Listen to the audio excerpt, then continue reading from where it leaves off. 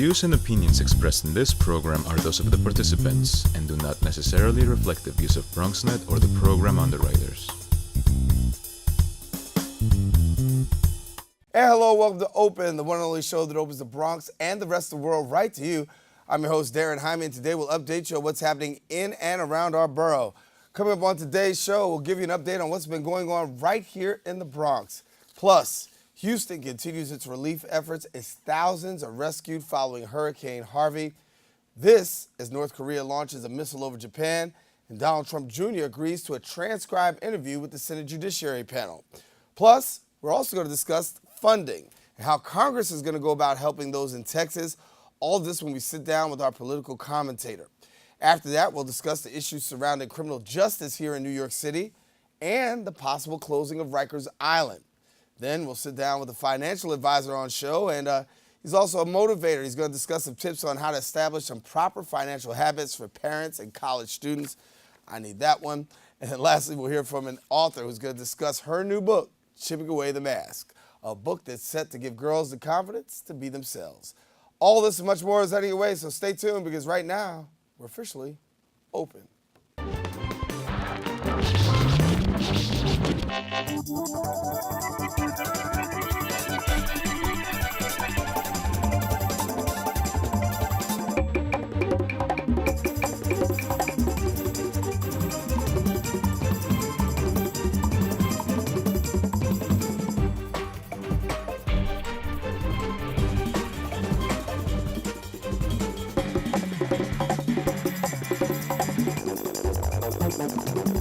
Everyone, I'm your host, Darren Hyman, and today is Wednesday, August the 30th. Can you believe it? We are in August, the end of it. Yes, it is August.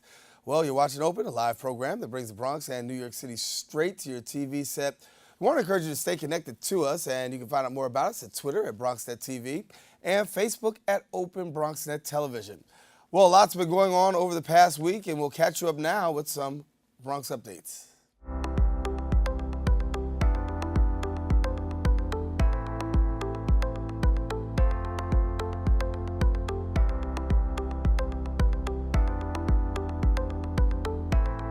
We'll get to the Bronx in just a second, but the story that's gripping the nation right now, Hurricane Harvey, a storm that is becoming one of America's worst national disasters, is causing more destruction and pain for the people in Houston, Texas.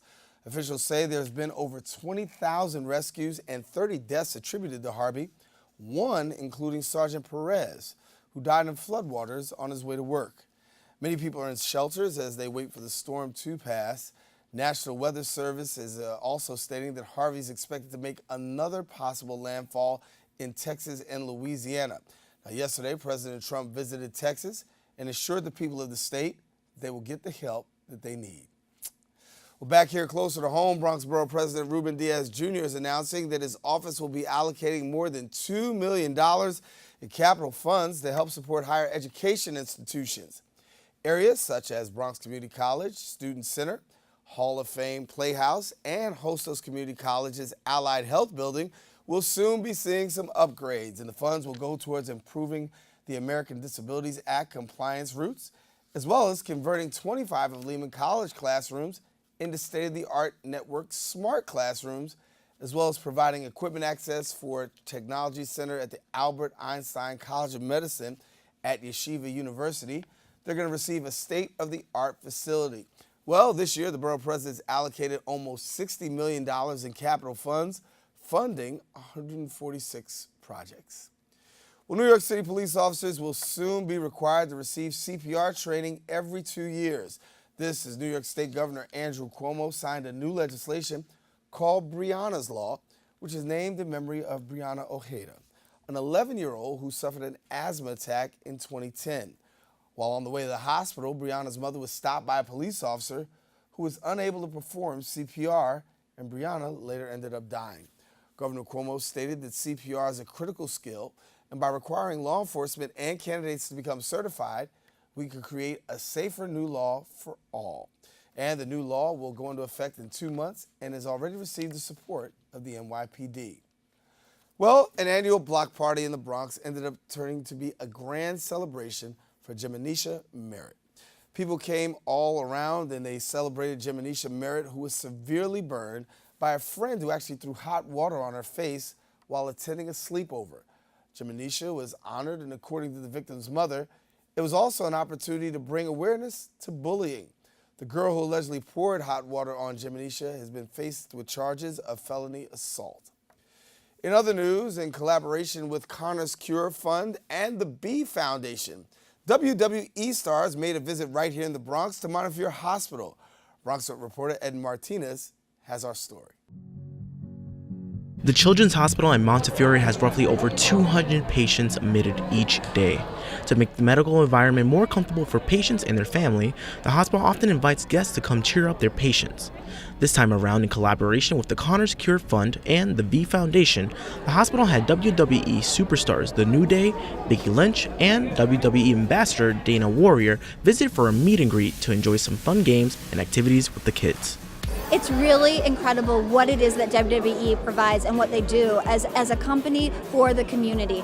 They are so invested in Connor's Cure, how important it is. My bracelet, I wear it every single day to remind me how important it is that we advocate for children's health. It's really important in our Bronx borough for our families to know that they're important and they're valued, and that these big superstars are taking time out of their schedules to come out and see them and show that they support them and they care for them and they want them to get better. These kids are amazing. They're incredible. I've gotten to meet so many amazing people, and they've just got these bright smiles on their faces, and as happy as they are to see us, we are a million times more happy to see them. They have brightened my day, and they're just such wonderful, wonderful kids.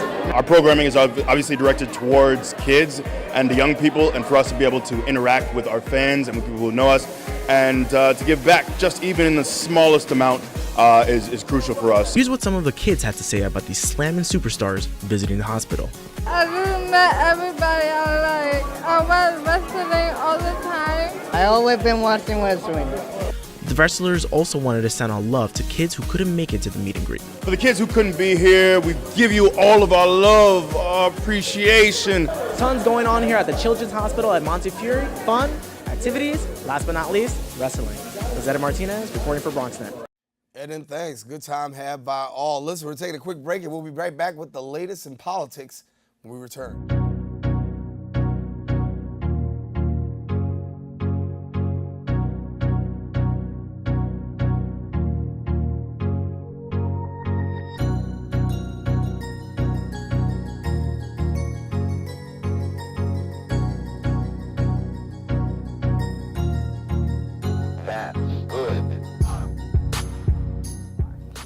Well, I got this as a paid internship. Spending my time here, I really enjoyed the people that work here. I enjoy what goes on behind the scenes.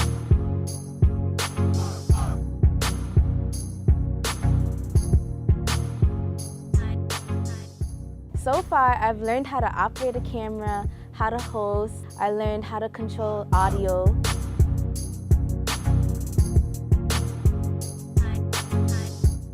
My first time hosting was really nerve-wracking, but I really enjoyed it because it was a new experience.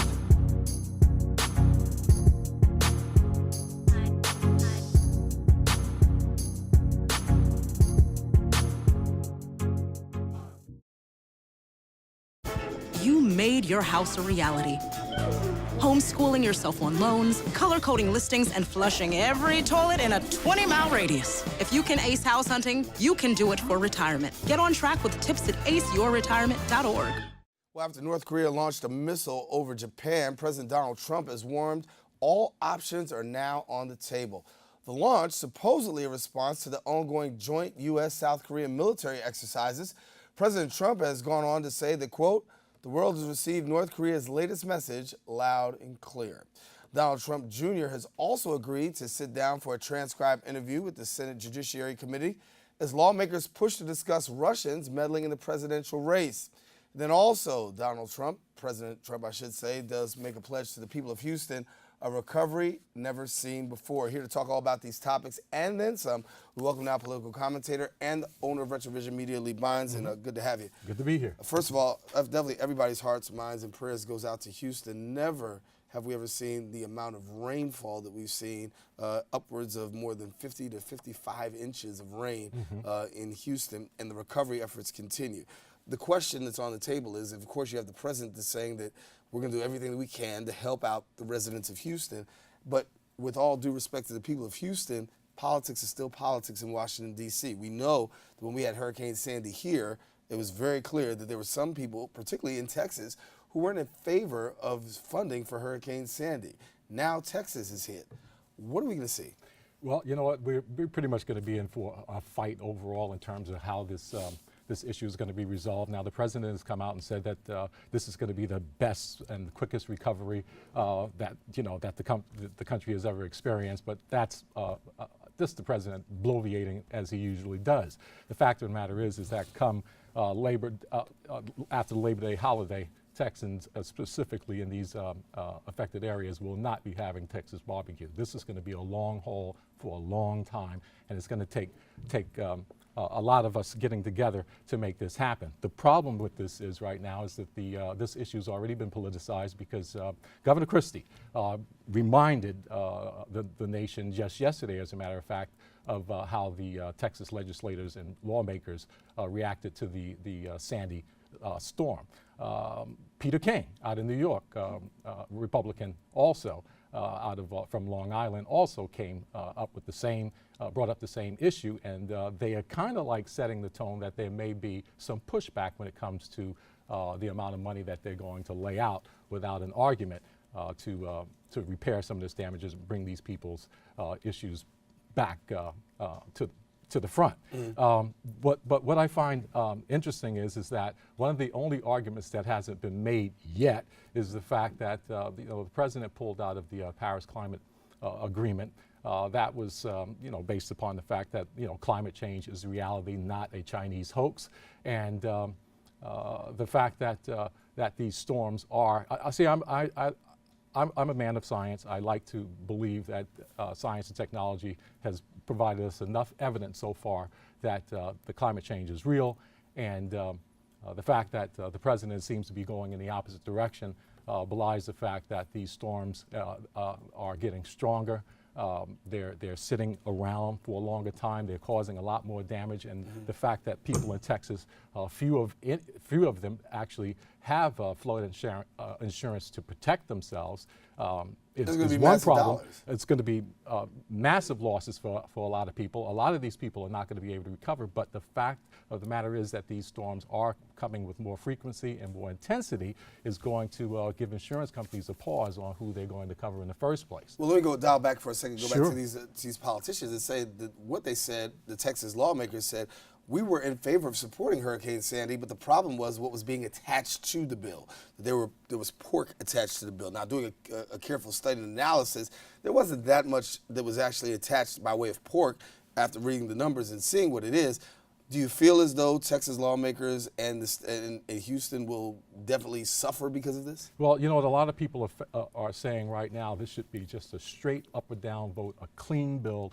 Get this money into the hands of the people that need it. And a standalone bill. A standalone bill where there is nothing attached. There are no conditions or preconditions in terms of getting this thing passed. That's going to be a fight because when they come back, we're going to be after Labor Day when Congress reconvenes. They're going to have a lot on their plate, and a lot of deals are going to have to be made, and somebody's going to be sacrificed. There is no other way around that. So we just have to pretty much wait and see who's going to prioritize what. The fact that this is going to turn from a humanitarian issue to a political issue right after Labor Day, we just have to brace ourselves pretty much for the worst. The other news that we had was President Trump talking about North Korea now stating that all options are on the table. Except one. And I've been doing a little research on this. The one option that's not on the table for the United States, and that is standing down. Most military analysts have already determined years ago that there is no military answer to the North Korean problem. There's one word I'd like to bring up, and that's MAD, mutual assured destruction. We've been under those conditions with the Soviet Union, now Russia, for the last 40, 50 some odd years. It's worked. We have reached the point now, or let's put it this way, North Korea has reached the point now that they can't go back. They've already developed nuclear weapons. They've already developed a delivery system, as we saw yesterday when they launched one that went over Japan. Just a few modifications, and we got a major issue on their hands. You see, what President Trump or those who are advising him fail to realize is that North Korea needn't use a nuclear weapon in order to strike Seoul. They have enough conventional weapons to reduce Seoul to literally rubble within minutes. As I mentioned on this program before a few weeks ago when we discussed this issue, is that North Korea, Pyongyang, has held South Korea literally hostage ever since the armistice agreement was reached 60-some years ago. Mm-hmm. There is no answer to this other than the fact that we will have to just live with North Korea being a nuclear-armed nation. One of the other points that I think people need to know is that the United States has ran to the UN Security Council looking for resolutions, looking for to force China to play a more significant role. But when you look at it from North Korea's perspective, all 5 permanent members of the UN Security Council are all nuclear-armed nations. And so from North Korea's perspective, as a sovereign nation, they have a right to find ways to defend themselves by any means they deem necessary. These are concepts and positions that most of the larger countries have already established and stand firm to. The United States, but by the argument that they're making right now is that they will not allow North Korea to have nuclear arms, is almost ridiculous, because considering the fact that the United States is the only nation that's actually used them. I got a little under a minute left. I want to make Sure. sure I get this question in about, we talked about Donald Trump Jr. We talked about him agreeing to have a transcribed interview with the Senate Judiciary panel. What are we to make of a transcribed interview? Well, it's on paper, it's on record, we can see it. Whether or not this is going to be under oath, I presume it will be. Prosecutable. And exactly. But this is just one more drip in a bucket of issues that the president is facing with regards to the Russia investigation, because Paul Manafort is back in the news again.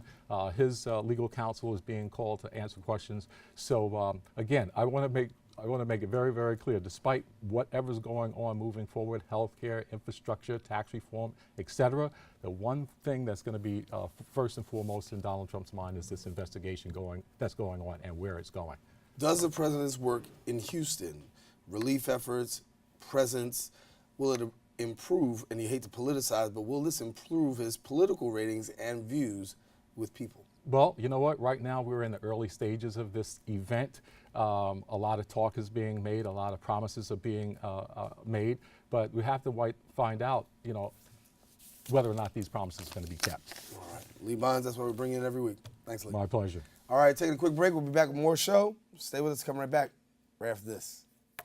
So, I'm kind of new here, but I've noticed a trend. My human does this funny thing where she goes around and gets all my toys, and then she hides them in that basket by the door. You know, but it's always the same basket, and it's always in the same place. And then she acts so surprised when I find them, but, you know, she's putting them in the same basket again. It's like, hello, that's where you put it last time. You were the worst at hide and go seek. There's one thing you can never have sex without. It's not something you buy. Or something you take. In fact, there's only one way to get it. It has to be given to you, freely. It's consent. Because sex without it isn't sex. It's rape. Consent. If you don't get it, you don't get it. It's on us to stop sexual assault. Learn how and take the pledge at itsonus.org. My name is Osvaldo Adames. I grew up in the Bronx and went to school right here at the Bronx School for Law, Government, and Justice. In the 7th grade, I hadn't given college that much thought. But all of that changed when I entered the Bronx Institute at Lehman College's Gear Up program. Gear Up helped simplify the entire college application process, helping me prepare for the SATs and organizing college visits and open houses. Last year, I graduated from Hamilton College in upstate New York with a major in mathematics and a minor in Mandarin Chinese. Now, I'm a teacher at my old middle school. I think back to 7th grade, and I honestly had no idea how much help Gear Up would be. They offered me the support I needed to succeed. If you're enrolled in Gear Up, talk to your academic coach or visit the Bronx Institute at www.thebronxinstitute.org for more information.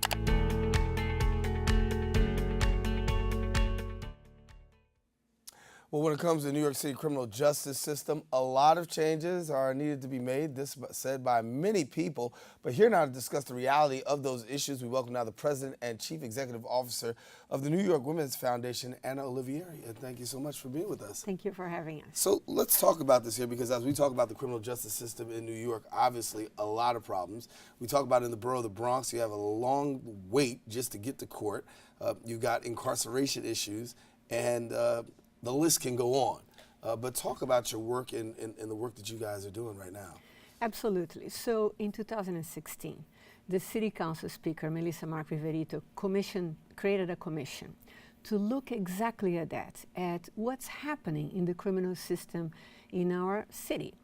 And the commission comprised of 27 members, including individuals who have been priorly incarcerated at Rikers, did an incredible amount of due diligence and study and conversations, heard from all parties that are touched by any interaction with the criminal system, from folks that have been arrested, have done time, from judges, DAs, from families, from correction officers themselves.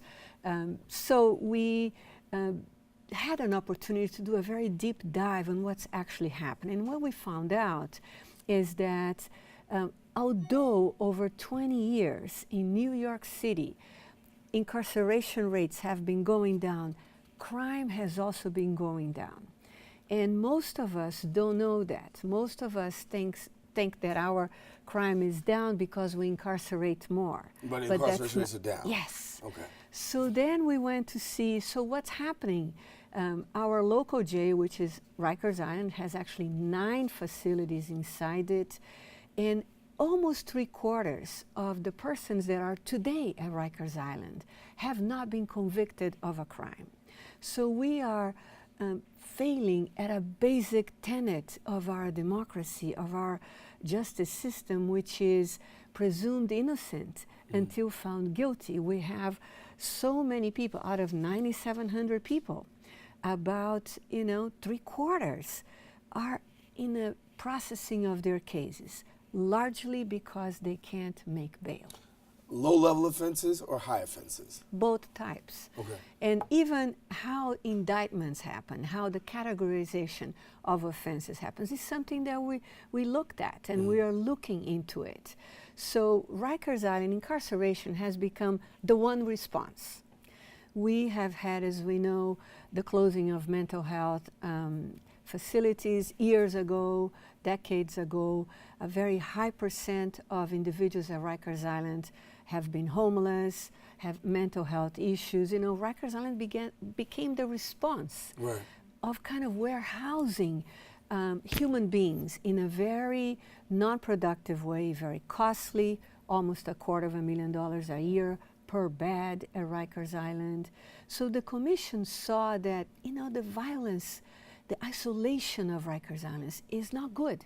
It's not good for families. It takes a whole day to visit somebody for a loved one. Correction officers told us that many times they don't even go home because of the distance of Rikers Island between shifts, and are sleeping in their cars. And we've heard the words about closing Rikers Island. We know the mayor has actually spoke about closing Rikers Island and putting forth a proposal. Given the fact that Rikers Island is so stretched, let me go to the possibility, the option on the table about putting public jails, in the city. They talked about having more jails in the city as opposed to just having Rikers Island. From your perspective, good idea, bad idea, what are we hearing? So one of the recommendations of the commission is that we do localized smaller jails with high quality services easy accessible to families, easy accessible to the court system. Really important that jails and the court be so close together, because that's where the action is happening. That, you know, folks who are incarcerated don't have to be transported, spend hours. It creates an enormous backlog of cases. The matching of transportation from Rikers to arriving, let's say, in the Bronx court, or in Queens, or in Manhattan, or in Staten Island, or in Brooklyn. So one of the recommendations is to study and see that, for instance, in Brooklyn, the Brooklyn House Detention has been refurbished, is located near the courts in Brooklyn, has not prevented any economic development. In fact, that area of Brooklyn is booming with economic development. At the end, the location of jails is really a matter for City Council. But the Commission has recommended humane jails, modern jails, easily accessible, high-level services, preparing individuals for returning to community. In favor of closing Rikers Island? We think it's a smart, a fair thing to do, a just thing to do. Will transform the city into really good use of dollars. You know, the other thing we're not saying is that the idea of keeping people incarcerated for, you know, weeks and months because they can't afford bail has other consequences that we're also dealing with. You know, people lose their jobs, people lose their homes, women lose, you know, custody of their children. It's a disorganizing factor in the lives of communities and families that are already so fragile.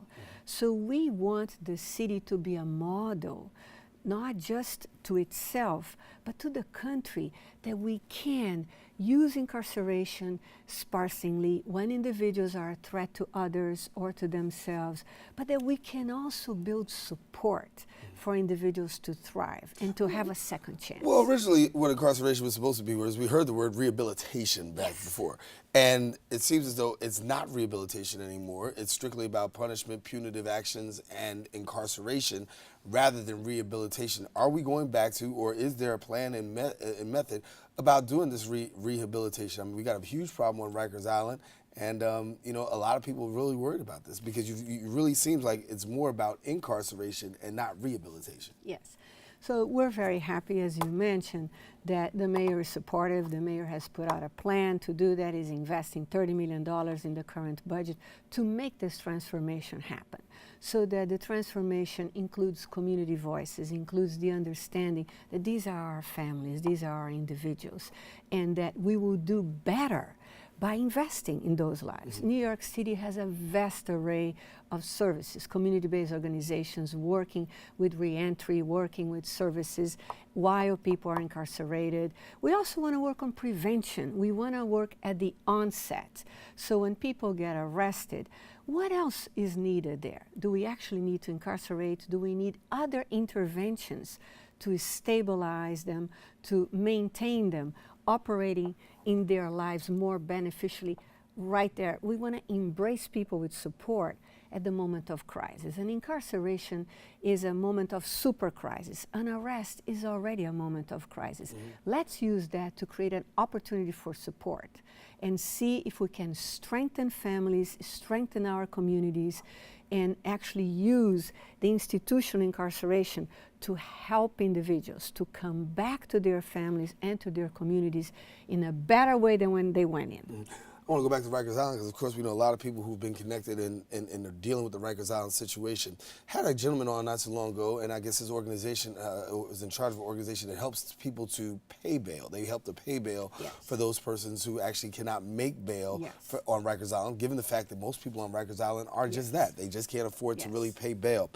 Is there anything being done by way of making some sort of modification for bail to really help those people who we presume are innocent until proven guilty, but really look guilty until proven innocent? That's right. So, for instance, in the Bronx, there are two very good bail funds: the Bronx Freedom Fund and the Bronx Community Bail Fund. They're very good. They have, let's say, I think in their years of operation, been able to bail out 2,000 individuals. But that is a drop in the bucket in the whole system. A bail system has an unintended consequence of punishing the poor twice, right? Being poor and then being poor and staying incarcerated because of being poor. We, for instance, look at the system in Washington, D.C. Washington, D.C. has a system without bail, except it's very rarely cash bail, very rarely used. And it has the same rates of appearance to court, of return to court, than cash bail systems like New York City. So yes, one of the recommendations of the Commission is looking at no cash bail for New York City. So where do we find out more about the report of the Commission? And where does it go from here now that you've done your report? Yes, so the report is easily accessible in the website. The Commission announced it in April in a press release, and we are, like today, each of us in our own capacities, members of the Commission, really reaching out so that we can have New Yorkers understand, have more information. Even though it was such an incredible learning experience and a witnessing of transformation of individuals. And by the way, all of our families are touched by the criminal system. And we want to, I'm going to say, highlight the word justice in the criminal justice system. So information is available. We are always available to come and talk in community conversations. We have done a lot of those. We have done that with the clergy and other members of our communities that are very much on the ground and know what it means to be able to support individuals when they get in trouble. Well, certainly we want to bring you back, and then you can come on back and share a little bit more with us and about the Commission. Great work that's being done, and it's great to hear all the great things that are happening. Thank you, Anna Olivier. Thank you so much for coming and sharing with us. Thank you. All righty, listen, we need you to stay tuned. We got more show coming up after this. Coming right back.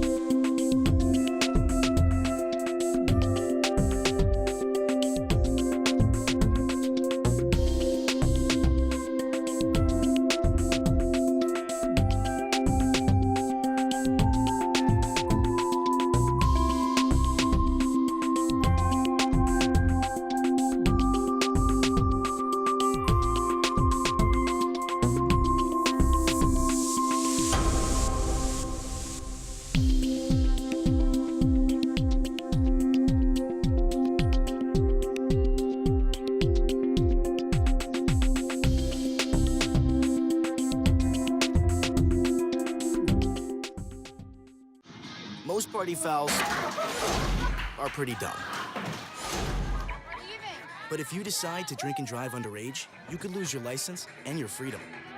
Underage drinking and driving, the ultimate party foul.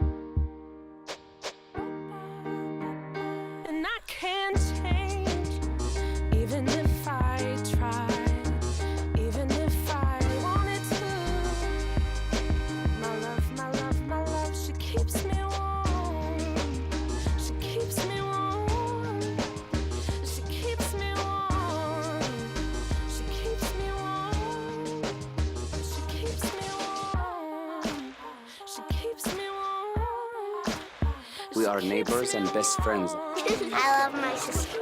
My heart doesn't see race. Love is love. Our family is no less than any other family.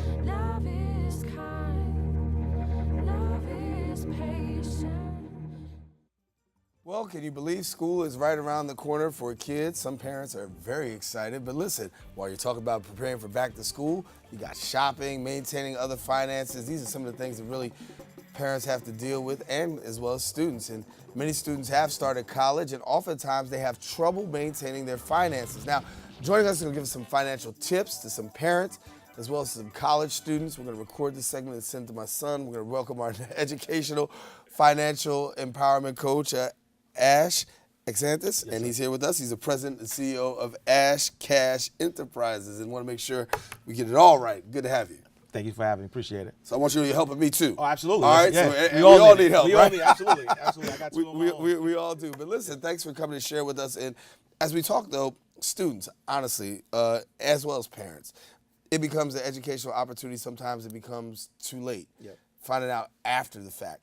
But walk us through your organization and what you've been doing. Yeah, I think it's important that education at any level, whether it's as their kids going through school, you know, as parents, it's important for it to happen, because financial education is what stops the bleeding, right? So even if you are at a point where you're not educated on finances, today is the day that you start saying to yourself that I'm going to start creating some steps that's going to help me keep more of my money in my pocket, be able to be financially free. And so what we do is really just help people educate themselves, empower people to take advantage of their finances in a way that's going to help them live their best life at the end of the day, because it's really about being comfortable and enjoying life. But if you don't have the finances, if you're stressed, if you're figuring out how you're going to make ends meet, you're not going to be able to have a good quality of life. And it's equally stressful. You have the student as well as the parent, and both of them go through their different levels of stress. What are some of the common mistakes that people are making during this time? Oh no, I think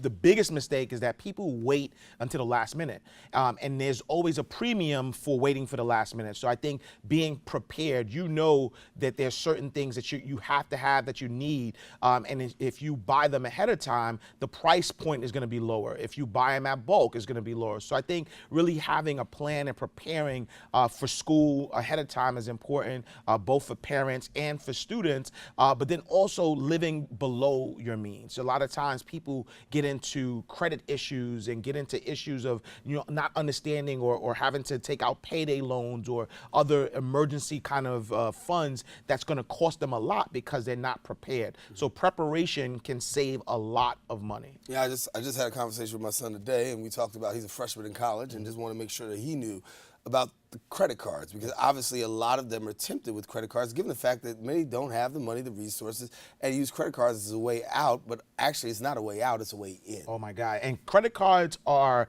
a gift and a curse, right? So when you look at your credit and how it affects your credit, it's 30%. Your usage ratio is 30% of your credit. So if you do a great job managing credit cards, you can have a great credit score. If you do a horrible job, you could be paying for it for years, and not just from your credit score. Those who have lower credit scores actually pay more in interest rates. There's a big push by a lot of credit card companies to provide credit to people with low credit scores, so they can charge them 18, 20, 28%.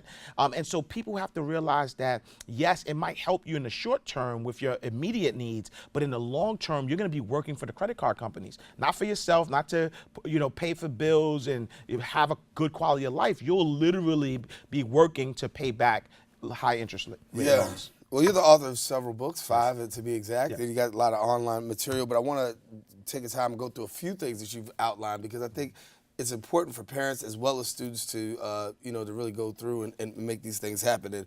And you say, first of all, the number one thing is the importance is really about sticking to a budget. Oh, absolutely. A budget is your roadmap. A lot of people think a budget tells you what you how to spend your money, but it's really just a roadmap. It's just telling you, where to go and how to get there. So a budget is really, really important. And so it's important to outline how much money is coming in.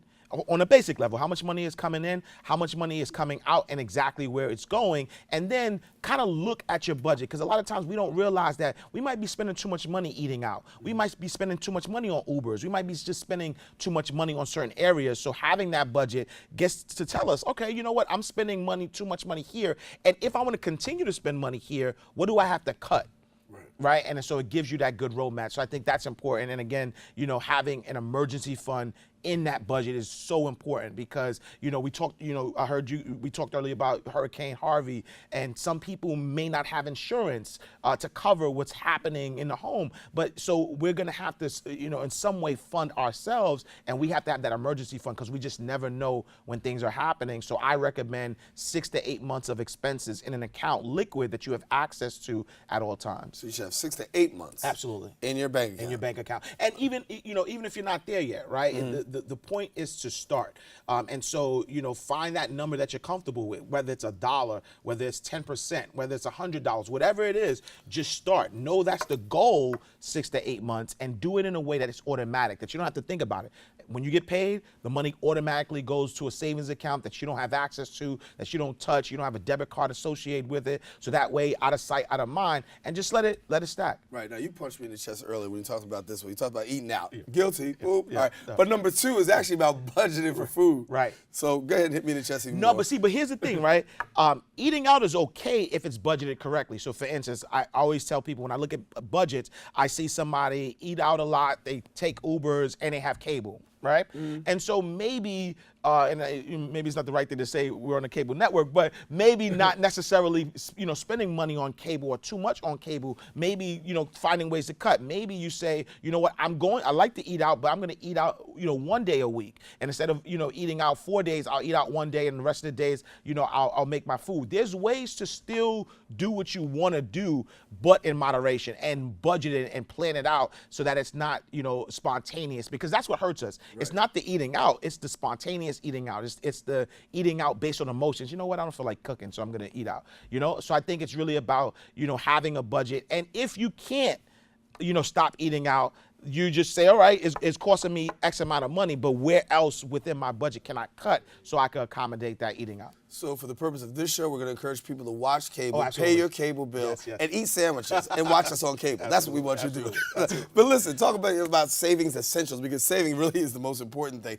And sometimes for most people, it's a hard thing. Yes. But we do know if you save a little bit, a little goes a long way. Yes. Oh, no, absolutely. And I think that's important, that people understand that it's really the habit of saving. It's not necessarily, you know, forcing yourself to save, because that never works. I've seen people who, you know, cut out everything and they save thousands of dollars, but then they relapse because they deprive themselves. So it's really starting in moderation. Actually start with a plan, with an amount of money that you can afford to put away. And as you do that, you start to realize, okay, you know what, I'm gonna start with $10 out of sight, out of mind. I'm gonna start with $20, and then you start to increase it. And the most important part, though, I think that people mess up a lot, is where they have their savings account in the same place where they have their main checking accounts, where they pay the bills. You have to separate the two, because the temptation to say, oh, this store is having a buy one, get one free, and you know what, I don't have it in my checking account, but I can just transfer it really easy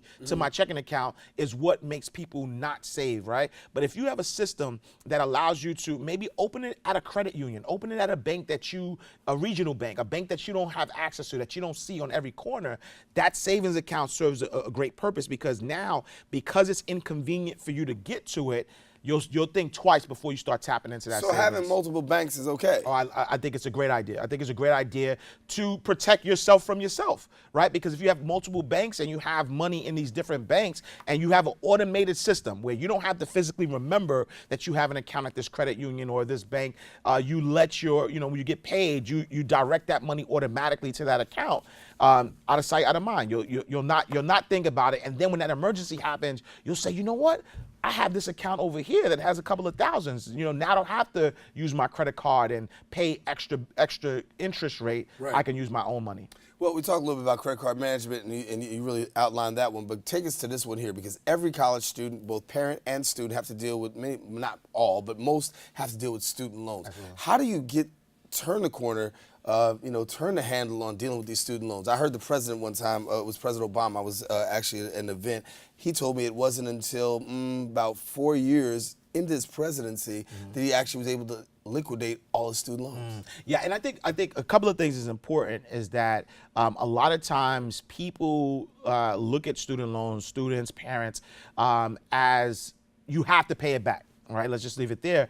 And sometimes, if you get a refund, a lot of times people are spending that refund. So if they are allocated a certain amount of money for student loans, and then the school doesn't cost as much as what they were given for the loan, some of them use that money for other things, which I think is a bad idea. But the one thing I do want people to understand is that student loans are going to stay with you for the rest of your life. And so if you have a system that allows you to pay it, so there's a lot of programs, income-based repayment programs. There are programs that will actually let you get rid of the student loans if you get certain jobs. So it's really just understanding your options and not putting as much stress on yourself to pay them off at a shorter time. You can stretch them out because a lot of times the student loans have a lower interest rate, but just make sure that you're diligent about having that plan and figuring out how much is it going to take for me to pay it off in 10 years if that's what you want to do, in 20 years, in 30 years, but have a plan so that way you're not held hostage to that student loan. Is consolidation a good idea, especially if you've been to multiple colleges? I think consolidation is a good idea. It really depends on the person and what type of loans that they have. If you have government loans and consolidating all those government loans to a private loan may not be a good idea because the government loans give you certain options that private loans may not give you. So if you consolidate those loans into a private loan, it might not be a good idea. It really depends on your situation. But if you're consolidating government loans into one payment, I think that's definitely a good idea. So that way you're not managing 8 or 9 different loans. You have this one payment and you can have a better handle on your loan. Well, Ash is the president of Ash Cash Enterprises LLC, and you've been sharing a little bit about. So for people who don't know you, tell a little about yourself and and where they can get some more information. No, absolutely. So Ash Exantis. I also go by Ash Cash. You can go to my website, iamashcash.com. Also bankmobile.com. I'm the director of financial education for Bank Mobile, and I'm on all social media outlets. So Facebook, Twitter, Instagram at iamashcash. But I'm an author of 5 books, 2 of them bestsellers: Mind Right, Money Right, 10 Laws of Financial Freedom, What the FICO, 12 Steps to Repaying Your Credit. And I'm just someone who is interested in helping people change their mindset, first and foremost, about money in order to manage their money. And so 15-year banking professional, and now, I work for the people. I work for the people to help change minds to live a better life financially. Well, there's the old saying, change your mindset, you change your life. Oh, absolutely. Ash. Yes, sir. Good to have you, bro. Appreciate you. Thank you. Come back. All right. Yes, sir. Listen, take a quick break. We'll be back with more show. We still got more left. Yes, stay with us. Come right back after this. Morning, Gary. We are GetSchooled.com. You want a college education, don't you? Gary, financial aid forms. Biology homework, G. What? Picking a college, man. You and us go together like tacos and Tuesday. And I love tacos.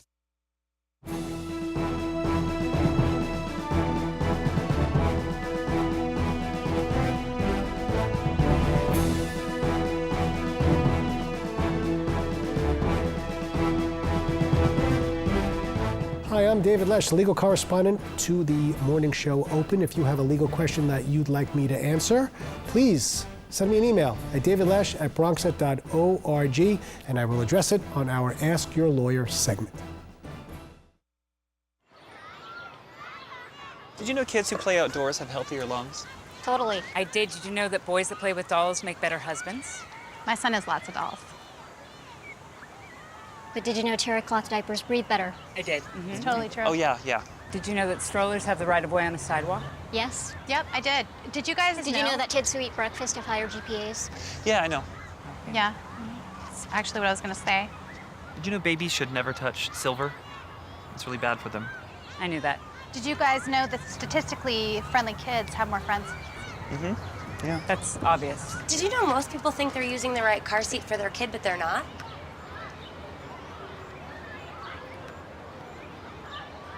Parents who really know it all know for sure that their child is in the right seat at the right age and size. Visit safercar.gov/the-right-seat to make sure your child is protected. Behold, the angry giant. Behold, the angry giant. Behold, the angry giant. Behold, the angry giant. It only takes a moment to make a moment. Take time to be a dad today. Chipping Away at the Mask focuses for the most part on author Carrie Ann Knight's story. It's a book that's meant to motivate you to become your true self. And joining us now to talk more about the book, we welcome now the CEO of Carrie Solutions, Carrie Ann Knight. And we thank you so much for being with us, Carrie Ann. Thank you for having me. Good to have you. So when we talk about chipping away at the mask, obviously, dealing with being authentic and being real. So give me a little bit about this here. Please try again in a moment. Oh, Siri wanted to talk, but go ahead. Thank you. So chipping away at the mask is really my life story. It's about my journey, and I've always struggled with self-doubt and self-confidence, which a lot of people would not believe. Even, being a model, coming here, I came here in 2000 really to pursue my modeling career. And I've always wanted more, but somewhere in the back of my head, I'm thinking I'm not good enough. But I've always exuded that confidence that people thought I had within, but deep down inside, I was really struggling. And how long did the struggle go for? It went on for a while, and then I found myself in relationships that affected, or really made that worse. And actually, recently, I went through a divorce, and this is where the transformation took place for me. I went through pretty much a year, months of just self-discovery, getting deep within myself and trying to understand who Carrie really is, and why am I doing the things that I do, and why do I say yes to all these things that I'm doing. I was just on this. So you lived a yes life. A yes life. Yes to everybody, yes to everything. And I had to really, really dig deep and ask myself, why am I doing this? And I've always, writing a book has been a fleeting thought of mine. And I've always journaled about my life, but never really thought, I said, maybe years down the line when I'm retired and I'll write a book, I've accomplished most of what I want. But I've had the opportunity 2 months ago to do this. I met my awesome publisher, Ricardo Black, and he's also my mentor and my coach, and he really, really pushed me to tell my story. And it was like therapy. Seriously, it was like therapy, because coming out of a toxic relationship, being a single mom of 3 boys, and I'm telling you, tough personalities, they're young, and at the height of I had my Mary Kay business where I'm a director, and I'm pouring into all these women week after week, and I'm like, I have to take a step back and really, really work on me. So with 3 boys, raising 3 boys, when do you find the time to write the book? Every night. Every night, once I put them down, I was writing. And I've always journaled, as I said. So it was now putting my thoughts in a cohesive manner and really, really getting focused as to what it is I'm gonna put out there. And my book is really to empower women, empower men, because men struggle also with self-confidence. I've been talking and observing, and I realize that. And being authentic really means being congruent with your words, and your actions are being congruent. What you're saying is who you're being.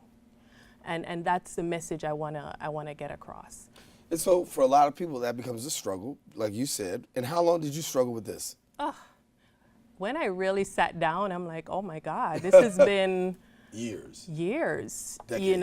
High school, because I've started because I've always been told I'm beautiful and stuff like that. You would think that being complimented on a consistent basis, you would be confident. Right. but I was always self-conscious, conscious about my height, conscious about my weight, conscious about every single thing. And then, you know, I spoke a little bit about in the book. Then I started to develop this rare skin condition on my leg, which affected the whole image for me as a model. Because here I am taking pictures and I'm covering it up. Being on the beach, I'm covering it up, and I'm always having to be before the limelight as a model. You know, you're strutting the runway on a regular basis. You know, I even entered pageants, Supermodel of Jamaica, and that's how I ended up in New York, you know, to be signed to model agencies and stuff like that. So how can someone who is supposed to be or appears to be confident dealing with that? And that's really, and I talk a lot about strategies to overcome that. You know, some of the things that I did to really, and it really starts with the mind. Carrie-Anne Knight is the author of Chipping Away at the Mask, and of course she's talking about how to help you to get to true self, and based on a lot of her own personal experience. And so without giving away the whole book, just give me like one or two of the strategies that you did use that we could share with people that maybe, you know, that get them to even say, listen, let's do this. The first thing is accepting. Accepting that there is definitely a lack of self-love, a lack of self-confidence. If you can't accept that first, you can't move to the next phase of change, right? And of seeking the help that you need. And I've also started associating myself with positive people. Because if you lack self-confidence, you tend to be a little bit negative. You know, you're the way you speak, the way, what things that you say, you tend to be a little bit more on the pessimistic side of things. And so I started to identify coaches, you know, people that I felt that could empower me and encourage me and motivate me. I also, as I said, being in the Mary Kay cosmetic business as a director, that definitely boosted my confidence a lot. And so from there, I was able to now branch off and now rebranding myself and now have my own company, Kerry Solutions. That's what Kerry Solutions is about. It's about self-development, helping others to really empower themselves and to be their best self. Yeah. So people who want to get a hold of the book, what do they do, and how can they get So it? it will definitely be out on Amazon and out in, you know, electronically, out in the stores in a few weeks. I would say about towards the end of September. But you can go on my site, kerrypublishing.wixsite.com, and that's Wixsite, WIXITE. You can go on that, and you can reserve a copy. Okay. The next time you see me, definitely I'll be having copies for all you. All right. All of you. We'll be looking forward to it.